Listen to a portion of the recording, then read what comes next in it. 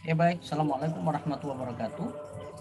Eh, Berjumpa lagi dengan saya. Kali ini kita akan belajar bagaimana caranya menganalisis data penelitian komparatif ya yang membedakan lebih dari dua kelompok data. Oke, langsung saja kita lihat ke contohnya. Nah, ini sebagai contoh ya, sebagai contoh. Misalnya kita ingin melakukan penelitian kita itu judulnya adalah ya, prokrastinasi akademik ditinjau dari latar belakang pendidikan. Nah, latar belakang pendidikan ada SMP, SMA, perguruan tinggi dalam hal ini. Jadi kita sedang melakukan penelitian kita itu ingin melihat perbedaan prokrastinasi akademik antara siswa SMP, siswa SMA, dan siswa di perguruan tinggi atau mahasiswa. Berarti ada 3 kelompok data yang akan kita bedakan di sini untuk melihat perbedaan prokrastinasi akademik yang SMP, SMA, dan perguruan tinggi. Nah, ketika kita melakukan penelitian seperti ini, ada 2 pilihan teknik analisis data yang bisa kita gunakan. Kalau penelitian kita memenuhi syarat untuk menggunakan statistik parametrik, ya harus diambil secara random, kemudian jumlahnya tidak kurang dari 60 kalau penelitian perbedaan ya, kemudian diukur menggunakan skala psikologi ya, kemudian atau tes prestasi ya, kemudian lolos uji asumsi klasik yaitu uji normalitas dan uji homogenitas. Nah, tapi kalau salah satu itu tidak terpenuhi, berarti harus menggunakan statistik non parametrik, bisa menggunakan namanya uji cross valuanis. Oke, baik. Kita langsung saja menuju ke tabulasi data ya. Sebelum kita melakukan analisis data, tentu kita akan menyiapkan tabulasi data. Tabulasi data ini kita peroleh setelah kita menyebarkan skala prokrastinasi akademik ya kepada siswa SMP, siswa SMA, dan mahasiswa yang ada di perguruan tinggi. Dalam contoh ini misalnya ada 10 yang berpendidikan SMP, ini saya kasih kategori 1 ya. Jadi 111 di sini adalah data kategori ya, data nominal untuk mengidentifikasi kalau 1 itu berarti dia SMP. Kalau 2 itu berarti dia SMA. Kalau 3 itu berarti perguruan tinggi ya. Berarti subjek nomor 1 adalah siswa SMP, subjek nomor 12 adalah siswa SMA. Subjek nomor 28 adalah mahasiswa di perguruan tinggi. Apakah pengkodingan seperti ini harus urut? Tentu saja tidak. Ya, misalnya acak juga boleh. Katakan yang di sini setelah 2 ada 3, atau kemudian di sini ada 1, nah itu boleh-boleh saja. Ya, yang menunjukkan bahwa 1 adalah SMP, 3 adalah mahasiswa. Nah, kalau tabulasinya dibuat urut seperti ini juga boleh saja untuk melihat setiap kelompok itu komposisinya sama, 10 orang, 10 orang. Apakah komposisinya yang dibandingkan harus sama? Tidak, tetapi kalau bisa perbedaannya jangan terlalu besar. Misal berbeda 3 subjek atau 4 subjek gitu ya, jangan terlalu besar. Oke, langkah selanjutnya setelah kita mentabulasi datanya, tentu kita akan membuka program SPSS kita ya. Kita akan buka program SPSS-nya. Oke, ini saya mulai dari awal ya sambil mengingatkan. Tentu kalau Anda yang sudah beberapa kali melakukan analisis data menggunakan SPSS ya, ini tidak menjadi masalah lagi ya. Oke, biasanya kalau di awal itu kita data baru seperti ini, kemudian kita klik variabel ya, diklik variabel view, Nah, ini kita siapkan. Ada dua variabel tadi ya. Yang pertama adalah pendidikan ya. Yang kedua adalah apa? Prokrastinasi akademik ya. Jadi ada dua data di sini yang kita siapkan. Yang pertama adalah pendidikan, yang kedua prokrastinasi. Kemudian desimalnya kita nolkan ya seperti biasa. Nah, kemudian di label ini mau ditulis lagi nggak apa-apa. Misal level pendidikan. Kalau di level ini kita bisa menulis lebih panjang ya. Prokrastinasi akademik bisa menggunakan spasi. Kalau yang di sini tadi tidak bisa. Nah, kemudian value. Value ini terkait nanti pembagian kelompoknya ya. Kalau tadi di pendidikan ini kan ada 3. Ada 1 SMP, 2 SMA, 3 perguruan tinggi. Kalau yang di prokrastinasinya tidak ada ya. Sehingga tidak perlu kita masukkan value-nya. Tapi yang ini kita masukkan. Nah, diklik dulu. Non ini diklik. Kemudian ada titik 3 ini diklik. Nah, sekarang value-nya diisi. 1 tadi apa? SMP gitu ya. Kemudian klik add. 2 SMA. Kemudian klik add. 3 perguruan tinggi, klik add seperti ini. Kemudian oke. Nah, kita kategorisasi terlebih dahulu seperti ini ya. Oke, jika sudah kita masuk ke data view ya. Nah, sudah seperti ini tampilannya.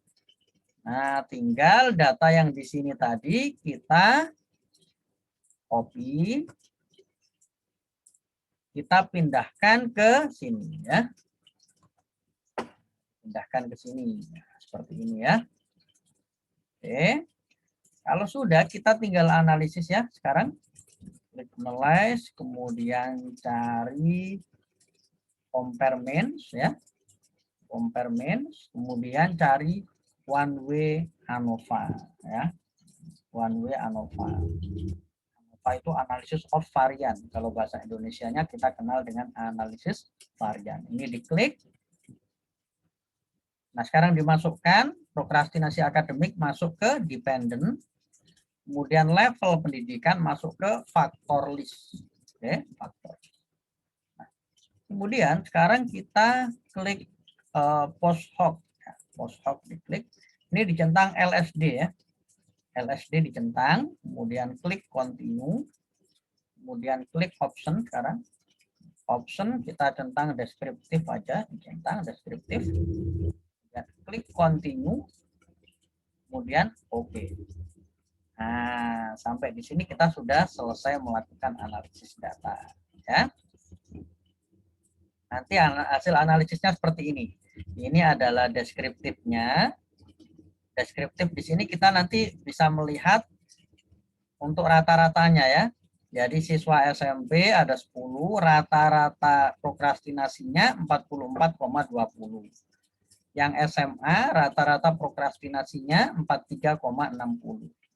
Yang perguruan tinggi rata-rata prokrastinasinya 44.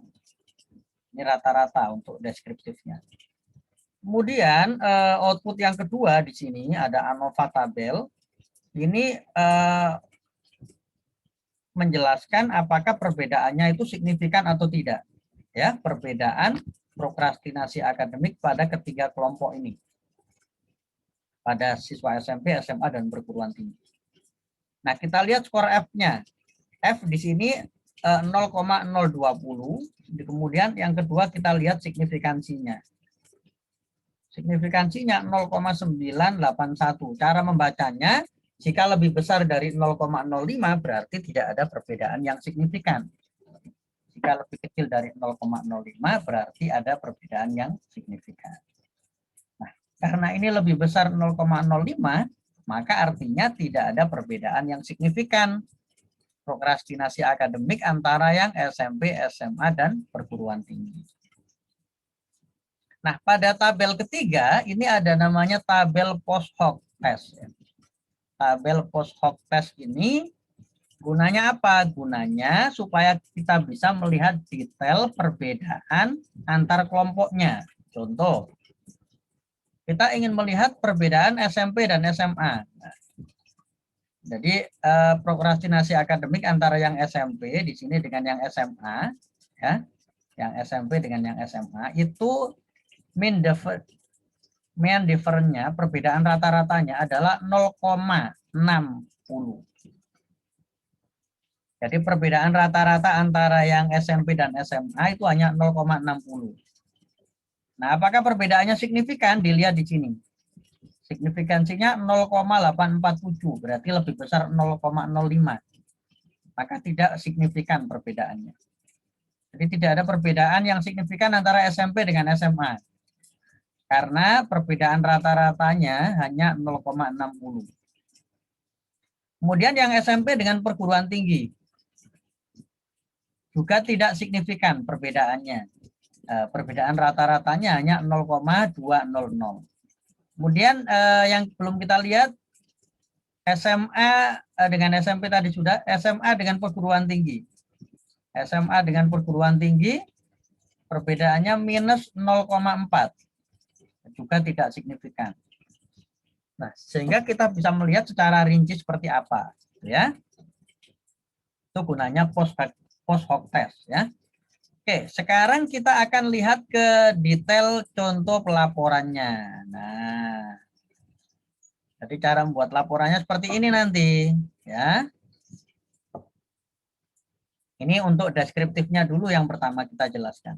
Hasil analisis deskriptif menunjukkan rata-rata partisipan dengan latar belakang SMP sekian, yang SMA sekian, dan yang pendidikan tinggi sekian. Nah, kita bisa buat tabelnya seperti ini ya, teman-teman. Ya, standar deviasinya itu bisa dimasukkan, bisa tidak. Kalau mau dimasukkan juga lebih bagus. Dilihat dari sini ya, standar deviasi ya. Oke. Nah, kemudian hasil uji hipotesisnya tadi yang F, nah, dapat F-nya 0,020 dengan signifikansi 0,91 lebih besar 0,05. Berarti tidak ada perbedaan yang signifikan. Ya, itu cara membahasakan. Nah, kemudian pada bagian berikutnya kita akan menjelaskan cara detail. Ya, secara detail seperti apa perbedaan antar tingkat pendidikannya. Nah, bisa kita lihat di sini tadi. SMP dan SMA signifikansinya sekian, berarti tidak ada perbedaan yang signifikan. SMP dengan perguruan tinggi seperti apa? Kemudian SMA dengan perguruan tinggi seperti apa? Nah, oke ya. Begitu cara menggunakan analisis varian ANAVA satu jalur. Ya. Kenapa disebut satu jalur? Karena kita bedakan hanya berdasar kelompok apa di sini adalah pendidikan.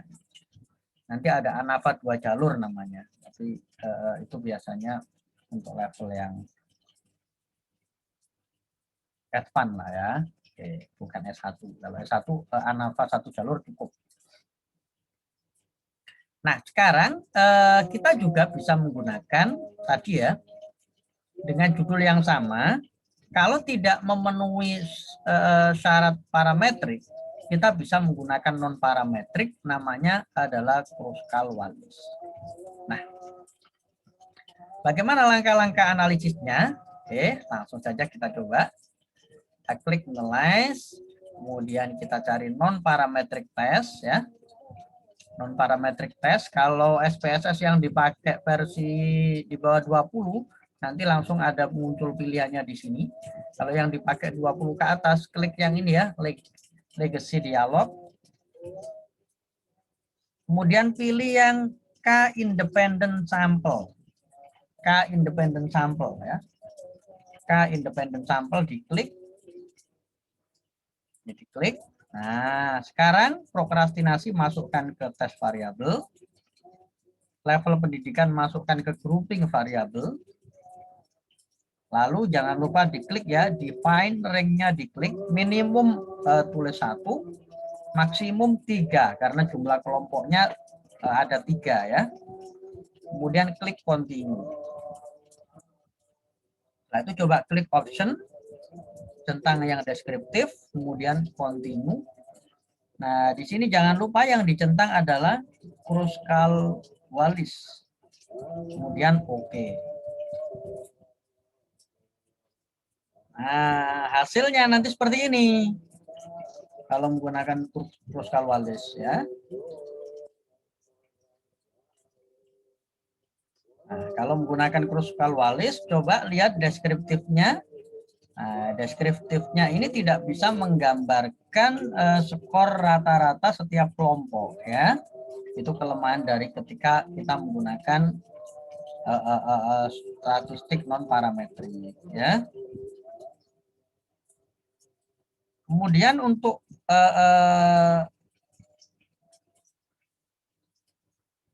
Kruskal-Wallis testnya ini di sini kita lihat yang disajikan adalah rata-rata ranking ya. Rata-rata rankingnya itu kalau rata-rata ranking berarti bukan data yang diperoleh oleh subjek lagi, bukan data murni yang diperoleh oleh subjek. Kalau data yang diperoleh oleh subjek kan kisaran skornya 30-an sampai 50-an ya. Tapi kalau kita lihat di sini rata-ratanya menjadi 15. Ini adalah rata-rata ranking maksudnya.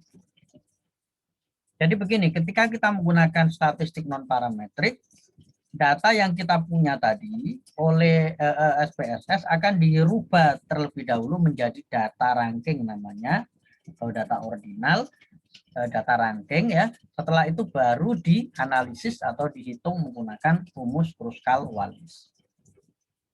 Jadi yang dilaporkan di sini adalah rata-rata ranking ya.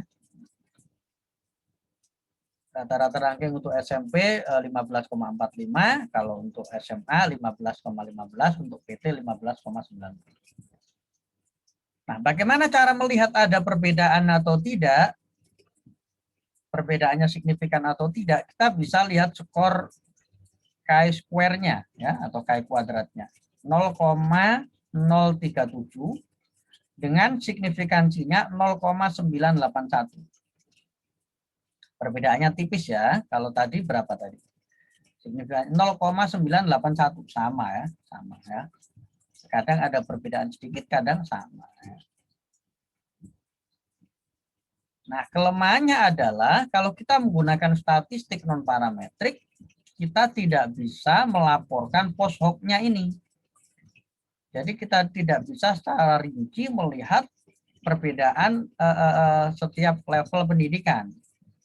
Yang bisa dilaporkan di Kruskal-Wallis menggunakan non parametrik itu hanya sebatas pada kesimpulan secara umum bahwa tidak ada perbedaan yang signifikan prokrastinasi akademik antara yang pendidikannya SMP, SMA, dan perguruan tinggi.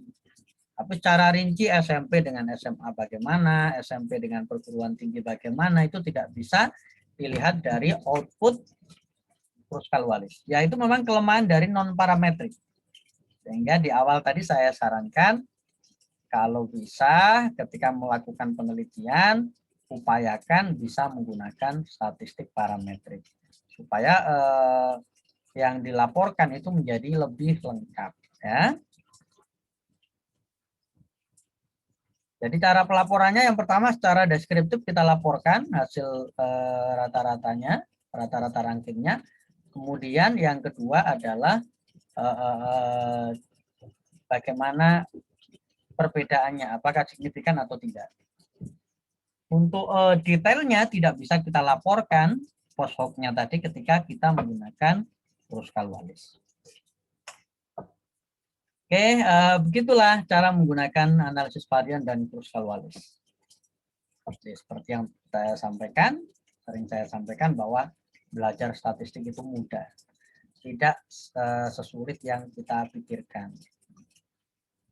Kadang-kadang yang membuat sulit itu karena kita sebelum mempelajari statistik itu sudah berpikir, waduh nanti kita harus menghitung dan seterusnya. Nah, karena sekarang sudah ada program, kita tidak perlu lagi takut dengan itu. Yang terpenting kita tahu kapan menggunakan rumus apa, kemudian bagaimana cara membaca hasilnya. Oke, terima kasih. Sampai ketemu pada kesempatan yang lain. Assalamualaikum warahmatullahi wabarakatuh.